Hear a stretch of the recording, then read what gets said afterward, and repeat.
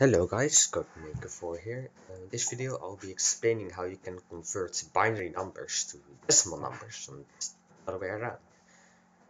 So if you want to do that quickly out the top of your head, you need to know these binary shortcuts to some extent. Maybe the larger ones you don't really need to know out of your head, but at least the smaller ones should be easy accessible. Because these binary shortcuts are very important for doing it quickly. Um, my method relies on the fact that if you take a number and simply add zeros like that, add all these numbers together, the result of that will be the same number. You can of course do that with binary too, because binary and decimal are very similar. The only difference between binary and decimal is that decimal, the way we humans count, has digits that go from 0 to 9. If there's another one that needs to get added to that 9, we simply add uh, another digit. And binary basically is exactly the same, except that you count from 0 to 1 instead of from 0 to 9. That's why it's relatively easy to convert between the numbers. Let's say we want to convert this binary number to decimal.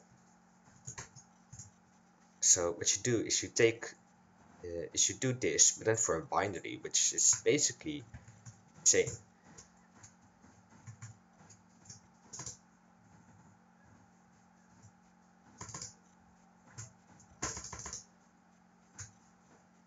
We add that together. When we add that together, we simply get the same number.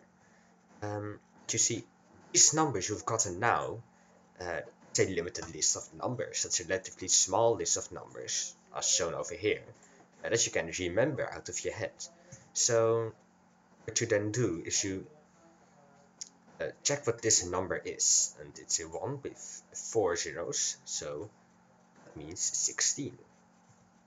Remember 16, a 1 with 3 zeros would be 8, but it isn't a 1 there, it's a 0, so we don't add anything. Also, 4 doesn't exist. 1 0, which is 2, will be, there's a 1 there, so we will count that. And also the one at the end is important, so we will also be adding that to our great sum. So if we add all those numbers together, so 16 plus 2 is 18, plus 1 is 19, so 10011 is 19. If you go to your Windows calculator and select programming, you can actually enter binary numbers. So do 10011 in this case, and in decimal it indeed is 19. So let's take another example, bigger one this time.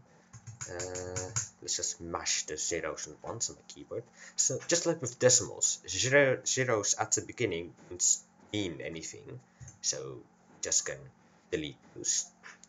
And we still don't know what the decimal value of that is, so it's getting small. So let's just make it a bit bigger. So first we have all of these numbers, so a 1 with 1, 2, 3, 4, 5, 6, 7 zeros is 128. And we just repeat this process a bunch of times. So with 6 zeros is 64. 1 with 5 zeros is 32.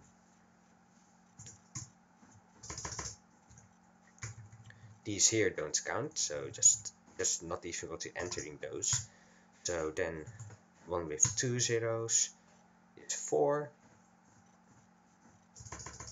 Just a 1 is 1. So as always, if we add the binaries together, we still get the same number. But if we were to add the decimals together, we get our decimal answer, the decimal equivalent of this number. So we add 128, we add 64, and we add 32, and we add 4, and we add 1. We get 229, and the binary value is still the same number. If we were to enter 229 here ourselves, we still get the same binary number. If you get to enter the binary number, we still get 229, so we know that this here is correct. So that's how easily you can convert binary numbers to decimal numbers. But what if you want to do it the other way around? So let's say you want to convert decimal numbers to binary. Well, it's basically the same principle. What you don't do is that you simply take the 20 and 5. That is not very useful. We're going to be doing something different. We check for the highest number in our binary shortcuts table below 25. Which 32 is too high, so 16 will do. Which is going to be equal to a 1 with 4 zeros. And we are going to be subtracting 16 from 25. So you do 25 minus 16 equal to 9. Below that, the highest binary shortcut is 8. And we know that its value is 1, 0, 0, 0, so 1 with 3 zeros. And 9 minus 8 is 1.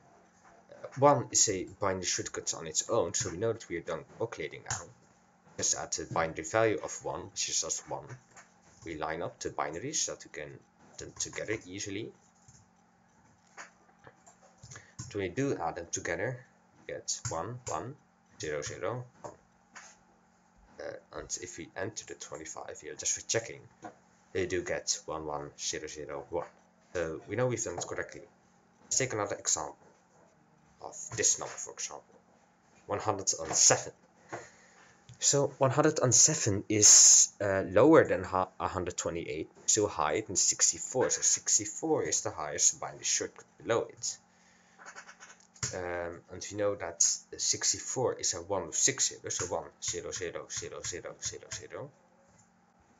So 107 minus 64 is equal to 43. So 43 is left, and then we repeat the process. 43 is lower than 64 and higher than 32, so next number is 32, and we know that's equal to 1 with 5 zeros. And then we do 43 minus 32, get 11. And then we 11 is between 16 and 8, so 8 is our next number. And that's a 1 with 4 zeros. And 11 minus 8 is 3. And the highest number below that is 2. So we take that binary number, and then there's only one left, which is a binary shortcut on its own. So we know if we are done calculating, we line up binaries so that we can add it together easily. And our answer is 1, 1, 0, 1, 0, 1, 1. And we can check that. So 107 is 1, 1, 0, 1, 0, 1, 1. So that's how you convert decimal numbers to binary. It's a bit more difficult, but still definitely possible. And for smaller numbers, it should be very easy. In the next video, I'll be going over how you add binary numbers together, and also how you can make a logic system that does that for you automatically. Because yes, we are working to understanding how my scrap mechanical computer works in greater detail than I've explained in that video linked in the description below. Thanks for watching. Maker4 here. I don't have a proper outro yet. Sorry for that. Bye.